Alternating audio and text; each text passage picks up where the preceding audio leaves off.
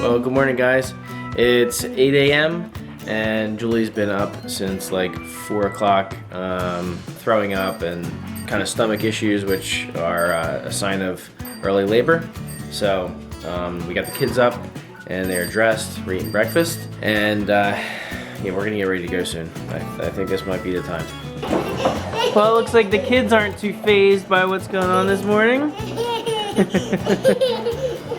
Oh no! Yeah. And Caliana's sitting on the doll seat in back. Oh my. Uh-huh.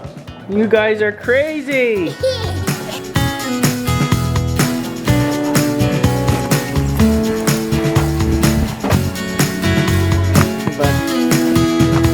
We're dropping off the kids at my mom's house for the day. All but Talya, she's coming with us. So. I'm gonna miss you. Aw, we're gonna miss you, Caliana. Be good for Grandma and Grandpa, okay? Bye, Brody. Be good for Grandma and Grandpa, alright? Love you. Hi. Come too, bud. Be good for Grandma and Grandpa, okay? I love you. Be good, have fun.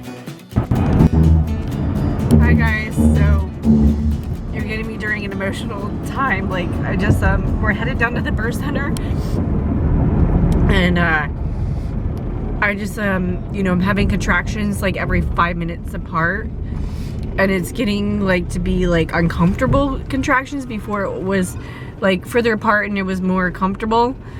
Now it's like uncomfortable and I'm feeling pressure, not pressure to push, but just like some pressure down there. And I'm just feeling emotional because it's like hitting me that we're probably having a baby today, most likely like December 26th, and that we're gonna meet our new little person, and also the nerves of like going through labor. I mean, it doesn't matter how many times you've gone through it, you just feel nervous and anxious about it. So just like that, I know it's happening, and just like, you know, that I got a hold of somebody because we were having some issues with the birth center we go to. Like their answering service was down and we were having some issues getting through. Normally this has never been a problem for me with any of the other pregnancies, never, but we had trouble like getting through and nobody was answering, and I ended up having to call the hospital next door to the birth center and explain what was happening, and they found a midwife actually that was at the hospital and put me through to her, and it got all worked out, and they're gonna make sure somebody's there for me at the birth center. But I just my nerves were like, you know, kind of like all there from like trying to make sure somebody's gonna be there when I get there, because we like started to go and like started to on our way there because it takes like an hour. And we started to go on our way there because we didn't know, like if we started on our way there because we didn't want to take it too close. And we're hoping we get through to somebody as we're driving. So thankfully that problem was solved. All right, guys, well, we're here at the birth center. So things are not going like we planned. Julie actually has a slight fever and they don't think she's in actual full-blown labor. So what they're doing is precautionary, is they're actually going to send us across the street to the hospital, and they are going to hydrate her with IVs, take a look at her.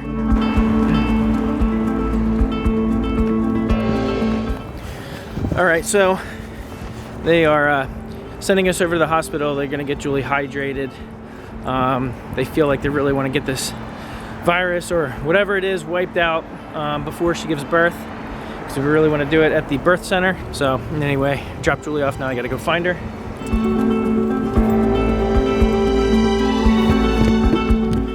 So this wasn't necessarily our ideal situation, but it is what it is. So I'm just gonna go with the flow. And interesting. Hope she can get her fever knocked down. There's a possibility we could go back to the birth center yet tonight or later today. And if it's not active labor because it was just some contractions by an infection, then we're just gonna go home for the night and hope she goes into labor tomorrow.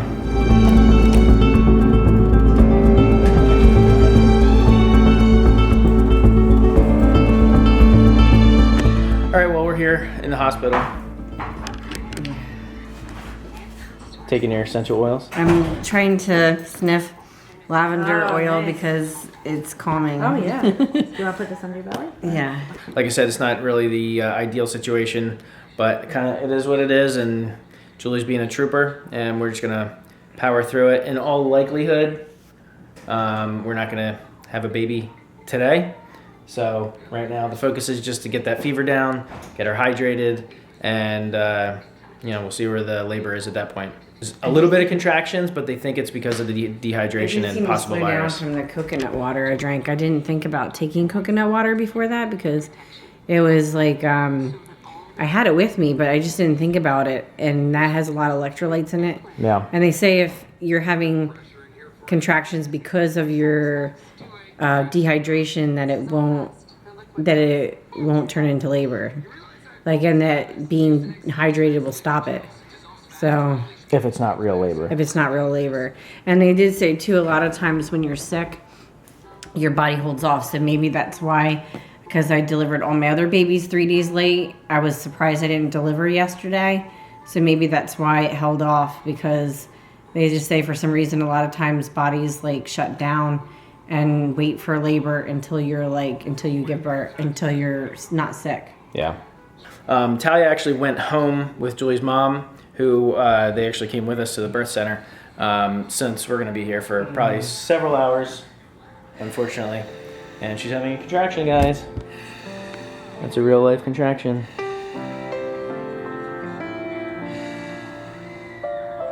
So we'll be here for the next couple hours, but in all likelihood, the idea is just to get her hydrated, get that fever down, and get out of here. And hopefully she goes into real labor shortly after that, possibly maybe tonight, who knows? So, Either way, I'm doesn't really hoping at this point that I either go home after getting IVs or I go to the birth center because my fever broke.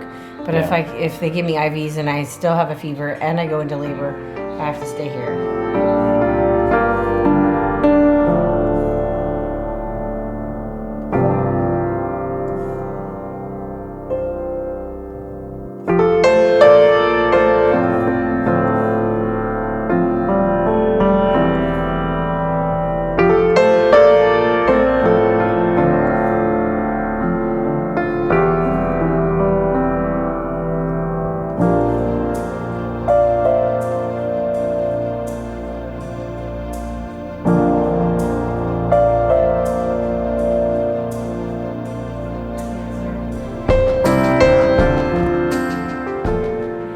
Said that she's finishing the second bag of fluids, which will be another 30 minutes yet, and then she's going to try to get me back over to the birth center and monitor it for a few hours and see what happens. So anyway, I asked Talya, and she said that she would want to come down if you were ready to have the baby. that's hard to know for sure, exactly when. She's a little impatient. It's typical 10-year-old. So we are going back over to the birth center. Just like you wanted. My fever's gone, and I'm still contracting. So we're gonna see what's happening. Sounds weird. It's moaning. Well, guess where we are, guys? Back at the birth center. Yeah, this is a different pregnancy than my other pregnancies. I never went to the hospital. Way different. I never had it stop. It kind of goes, it gets active labor, and then it stops again, and then active. And they said that can happen sometimes when you have more babies like me. They just don't know whether they want to come out or not. Yeah.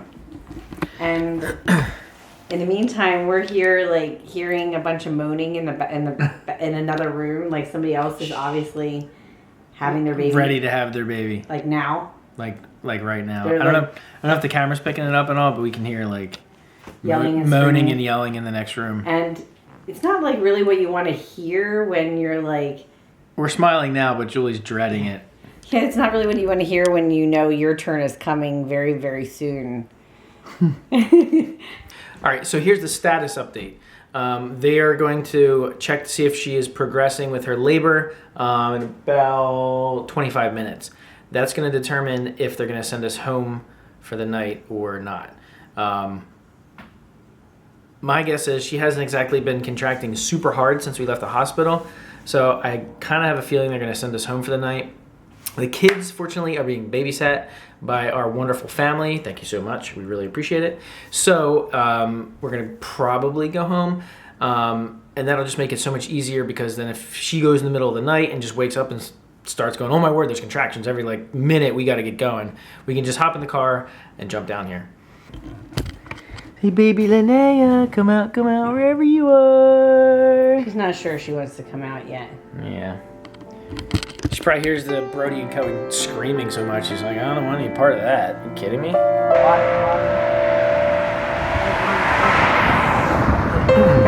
Well, we are on our way home with our baby, but the baby is still inside Julie. So we are gonna go get another night's rest, hopefully. So it's now the end of the day and we're on our way back home. It's not exactly how I thought the day would go. I thought I would be holding the baby by now, but my choices were, they checked me, like I kind of like tapered off with the contractions. So the choices were to either get my water broken, but then you take a chance of, you have 24 hours to deliver and you take a chance of going to the hospital. And I thought that was pretty risky, being that my contractions slowed down a lot.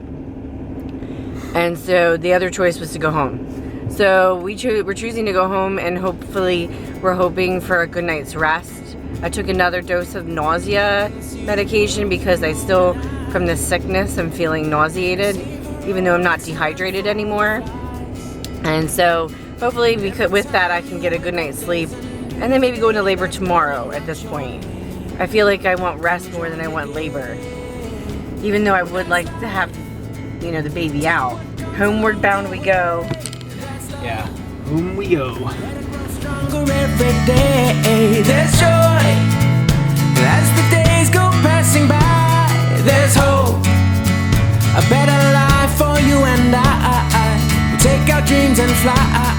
Together we can try. That's life.